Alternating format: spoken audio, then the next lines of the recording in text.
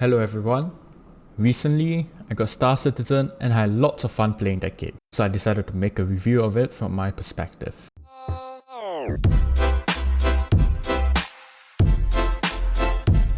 Star Citizen is a game like no other. It's a simulation of life in a universe vastly more developed than the one we live in. Set in the 30th century, this science fiction game imagines how life is like in the future while basing some aspects in current times to make it more relatable to players. Currently, version 3.8 is available to play on live servers, with version 3.9 and 4.0 expected to be released in Q1 and Q2 of 2020 respectively. Note that the game is still in its development and that there are many bugs that are present. For example, I had issues using free look mode on my Logitech G29 wheel plugged into my computer. Other bugs I have encountered, such as being stuck in the bed and falling out of the map, show that the game has still quite a long way to go before it's released.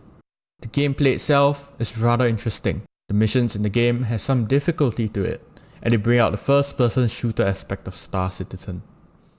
Dogfights in space, assaulting ships, together with many other missions, give the game greater variety. However, the AI in these missions are far from perfect. Sometimes, they just stand there doing nothing, while other times they would not hesitate to charge at you. Some tactics used by the AI in dogfights include ramming into the player's ship, which can be quite frustrating for many, as can be seen in this clip where I was playing with some friends. Let's start firing. We're still pretty far out. Yeah. Okay, you can start attacking whenever you're ready. Don't hit the ship. You're gonna unlock. Oh shit. Please tell me we didn't die. Did we just die? Why did we die?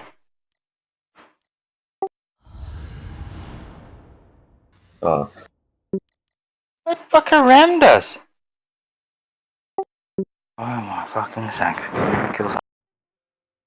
Other than the unpredictability of the AI, the missions currently available are well thought out. For example, random cargo checks are done to prevent contraband from being smuggled, make transport missions challenging and more realistic. The newly added mission to rescue a hijacked 890 jump really shows what the online multiplayer PvP scene could be like in the future. From what I experienced while playing the game, it is much better to play Star Citizen with a group. I'm not saying that you can't go solo, but I think having others to guide you, especially when starting out, is useful. Being able to join a squad and share ships also exposes you to different types of ships, and you're more likely to be able to assess a suitable ship for the mission you are planning to do. With cooperation being such a big part of the Star Citizen experience, I find it rather ironic that the servers have a 50-player cap at the moment, even though the developers are planning to increase that in the future. No one wants to get lost in deep space. That's why there's a map of it in the game. The map is simple and straightforward, allowing for easy navigation between planets. It also allows players to plan their route and see how much fuel they need. Being able to mark waypoints to use the quantum drive on the ship makes traveling between planets simpler as well. However, there's no detailed map of the planet's surface. We have applications like Google Maps now, so why would we not have something similar close to 1,000 years later? I've gotten lost numerous times while exploring cities, and I'm sure that maps of these cities will help prevent this. Waiting is always a part of Star Citizen. From traveling using trains and buses, to claiming insurance for a damaged or lost ship, as well as traveling between planets, you always need to wait. It's a feature that might seem annoying to some, but I feel that it makes the game more realistic as the developers intended it to be. I tend to spend the time waiting doing other stuff in real life, such as answering messages and browsing dank memes. Don't miss a train though, or else it's just more waiting. To play Star Citizen, you need to spend over $40 to get the game and a basic ship. Better ships will cost more, and some come with a hefty price tag of a few $100s. Some ship bundles come with lifetime insurance instead of the usual insurance, so do look out for that. Though it seems that insurance does not expire right now, they might add the feature in future updates. So that is always something to think about when getting a new ship.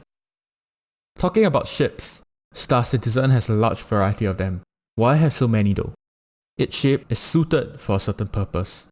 The Prospector, for example, is a great one-man mining ship. Mining helps player earn money by mining and then trading materials. Other ships could be suited for transportation or exploration. There are many different sizes of ships, some built to support a single player, while others have a large crew capacity. This is in preparation for when the game releases and there are more players. There are ships still in development, such as the Anvil Carrack due to release in February 2020. Other ships, the most recent being the Drake Cutlass Raid, undergo improvements and reworks to improve the player experience.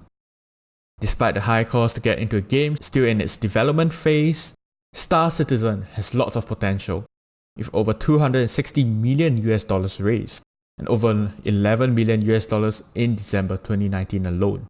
Star Citizen is rising in popularity, which could be explained by people's confidence that the game would most likely be completed, unlike the certainty under uncertainty around its development a few years back. It must be said that this is a highly unpolished game, so don't expect to have a seamless experience while playing. The closest experience that comes to mind is No Man's Sky. Don't expect a completed game when you purchase it. Instead, be prepared to wait for updates which will improve the game over time. And that's all I have for you today. Do leave a like and subscribe for more content, and feel free to leave questions in the comments. I'll try my best to answer them.